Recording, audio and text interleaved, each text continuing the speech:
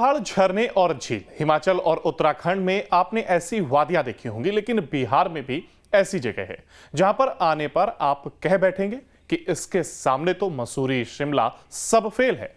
वह जगह नवादा है और प्राकृतिक खूबसूरती के लिए जाने जाना वाला नवादा में हर चुनाव में राजनीति की गर्माहट भी खूब देखने को मिली है।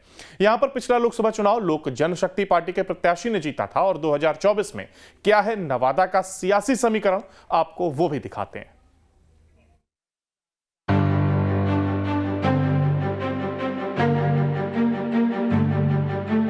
नवादा बिहार प्रदेश का दक्षिणतम संसदीय क्षेत्र है।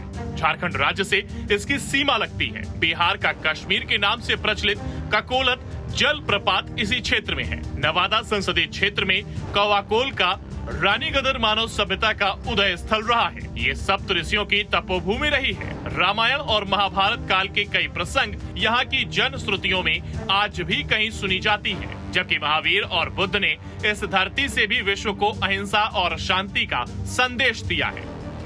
2024 के लोकसभा चुनाव के पहले चरण में जिन जिन सीटों पर मतदान होना है, उनमें सबसे खास सीट है नवादा। 19 अप्रैल को होने वाले चुनाव को लेकर सियासी अखाड़े के पहलवान तय हो चुके हैं। स्थानीय लोगों में चुनाव को लेकर के उत्साह है और लोग अब खुलकर चुनावी चर्चा में जुट गए हैं। तो चलिए आज आपको बताते हैं नवादा लोकसभा सीट का सियासी इतिहास और सियासी समीकरण। 2008 में हुए परिसीमन से पहले नवादा अनुसूचित जाति के लिए आरक्षित सीट, अनारक्षित सीट होने के बाद नवादा में 2009, 2014 और 2019 यानी 3 चुनाव हो चुके हैं और तीनों बार ही नवादा में एनडीए प्रत्याशी ने अपने अपने प्रतिद्वंदियों को धूल चटाई है। इस सीट पर 2 बार बीजेपी तो 1 बार एलजेपी के प्रत्याशियों ने जीत दर्ज की है। बिहार की सभी लोकसभा सीटों की तरह नवादा सीट पर भी एनडीए और महागठबंधन के बीच टक्कर की उम्मीद जताई जा रही थी, लेकिन नवादा की सियासत में दमदार उपस्थिति रखने वाले पूर्व विधायक राज बल्लभ यादव के भाई विनोद यादव की एंट्री ने मुकाबले को रोचक बना दिया है। एनडीए की ओर से यहाँ बीजेपी के विवेक ठाकुर ताल ठोक रहे हैं। नए नवादा और विकसित नवादा का इस नामांकन के माध्यम से नींव बोया गया है और जो आदरणीय प्रधानमंत्री श्री नरेंद्र मोदी जी की जो कल्पना है कि आज़ादी के 100 साल के बाद 2047 में विकसित भारत की जो संज्ञा है भारत को मिलनी चाहिए। तो लालू ने यहाँ कुशवाहा काट खेलते हुए श्रवण कुशवाहा को मैदान में उतारा है, लेकिन जिस तरह से विनोद यादव के नामांकन में जिले के कई विधायक शामिल हुए, वो महागठबंधन की चिंता बढ़ाने वाला है। नवादा लोकसभा के चुनावी इतिहास पर नजर डाली जाए तो एनडीए का पलड़ा भारी रहा है और एनडीए के टिकट पर तीनों बार भूमिहार जाति के प्रत्याशियों ने जीत दर्ज की है।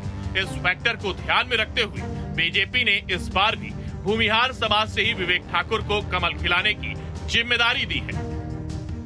40 सीट एनडीए को देना है, नवादा भी 40 सीट में है। 40 का 40 सीट एनडीए को जाएगा। मोदी 400 के पार होंगे और चुनाव न विवेक जी लड़ रहे हैं न गिरिराज लड़ेगा। चुनाव नरेंद्र मोदी के लिए हम वोट मांगते हैं। तो लालू ने कुशवाहा काट खेलते हुए श्रवण कुशवाहा को अपना उम्मीदवार बनाया है। नवादा में मतदाताओं की